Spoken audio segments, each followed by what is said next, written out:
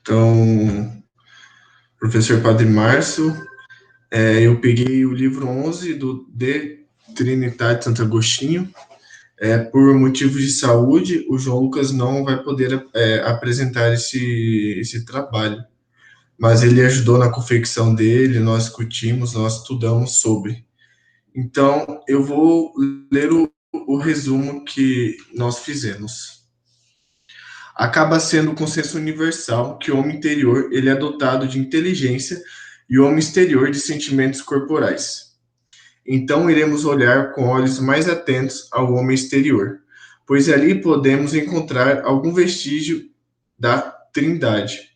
Nós podemos ver algumas pistas em Coríntios, capítulo 2, versículo 4 a 16, onde ele vai dizer que o homem interior ele vai se renovando a cada dia. Então, vamos ir mais fundo nesse homem corruptível pelo pecado para encontrarmos a representação da Santíssima Trindade. Devemos ter em conta a nossa fraqueza, que acaba fazendo que nos voltemos para o mundo exterior, pois estamos tão familiarizados com o que é corporal. O homem ele é dotado de sentimentos, que são o homem ele é dotado de sentidos, que são a visão, o ouvido, o olfato, o gosto e o tato. Mas o mais excelente entre eles acaba sendo a visão. Ele vem tratar sobre o objeto que vemos, seja ele em terceiro lugar, aonde a atenção da alma que mantém o sentido da visão em alerta, pois o objeto visível é de natureza bem diversa do sentido da vista, informado por um objeto que depara, no entanto, uma coisa visível. Do mesmo modo, a atenção da alma, que pega o sentido no objeto percebido, e não é apenas diferente desse objeto em sua natureza, pois a atenção é espiritual e o objeto corporal, dispondo do sentido corporal para atingir o objeto exterior para o enxergar. Poderá ter três realidades: o objeto visto, a própria visão e a atenção, que se efetua a partir do objeto visível, isto é, quando o sentido é a partir do objeto, que se denomina visão e é impressa apenas pelo objeto visto, ou seja, pela coisa.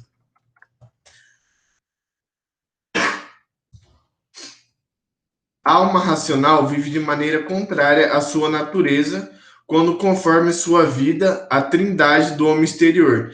Isso porque quando acaba desaparecendo a figura corporal que atuava sobre o sentido corporal para o interior, tal como do exterior, do sentido era informado mediante o objeto sensível.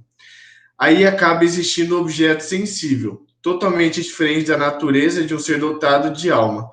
Pouco sentido corporal é informado por um objeto exterior, porque no lugar da visão, que era exterior, esse dava objeto, para que deste modo o olhar informado acaba dando uma visão externa. Podemos chamar de visão o repouso da vontade, em certo caso, não a vontade humana em si, cujo fim é a beatitude, mas vontade de ver uma única visão que tenha ou não relação a uma posterior realidade. Se não se referir à visão da outra realidade, mas não ao que quis ver naquele momento. Não se discute que o fim da vontade aí seja a visão, pois é evidente. Se, porém, possuir relação a outra realidade, isso mostra que ela quer outra coisa, então deixará de existir aquela vontade exclusiva de ver unicamente a tal coisa. Vale ainda ressaltar que são retas essas vontades, e todas elas são entrelaçadas entre si.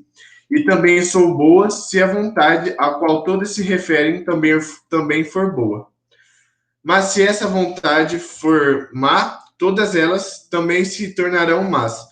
O repouso da vontade, a qual denominamos fim, é comprável, quando esse fim se refere a outra coisa. É preciso que tenha relação com outro fim, o definitivo, e esse interesse momentâneo seja considerado como descanso ou um abrigo. Falemos agora sobre a segunda trindade. A maioria, o pensamento e a vontade. Esse que age no interior do homem, e que nenhum de seus elementos é estranho à natureza mesma da alma. A vontade é um laço da união entre ambas, pois a vontade de recordar procede das circunstâncias retiradas na memória, com o acréscimo dos pormenores que se consegue extrair olhando através da recordação, o que se é retido na memória antes mesmo de se pensar. A imagem que se forma no pensamento na hora da visão. Este, enfim, é a vontade unindo as duas outras, que ela acaba fazendo. Com o terceiro elemento, uma unidade. Acontece ainda no interior do ser humano o movimento de uma imagem que gera uma outra imagem, pois tendo começado pela imagem corporal e chegando àquela gerada pelo olhar da alma, encontramos quatro imagens que foram nascendo gradualmente, uma da outra. Da figura corporal observada nasce a imagem produzida no sentido do observador. Desta se origina outra, o que produz na memória. E desta nasce o que se forma no olhar mental daquele que se pensa. E, mais uma vez, a união dessa se dá pela vontade. Ela é o elemento de união e separação das realidades. Junto da imaginação, conduz o seu bel prazer, o olhar da alma para se informar através do conteúdo oculto na memória o impele a pensar. Mas não no que recordamos, mas a partir do que suscitamos na lembrança, que acaba produzindo algo fictício. Um terceiro ajudante do processo é a memória. Sem essa ajuda, não poderíamos representar pelo pensamento sequer as grandezas corporais que nunca vimos. Não podemos pensar em nenhum objeto corporal se dela não tivermos alguma lembrança, ou se não pudermos deduzir daquilo que nos lembramos. Por fim, há uma trilogia que existe em todas as coisas criadas: medida, número e o peso. A medida diz respeito à memória, e o número ele acaba se relacionando com a visão, embora seja intransponível. A vontade, porém, que associa, ordena e lança essas duas faculdades em certa unidade. Direciona o desejo de sentir e de pensar nos objetos de que se originam as visões. A vontade é semelhante ao peso. Esses esforços de compreender o homem parte do desejo de encontrar nele a imagem de Deus como um reflexo da Trindade.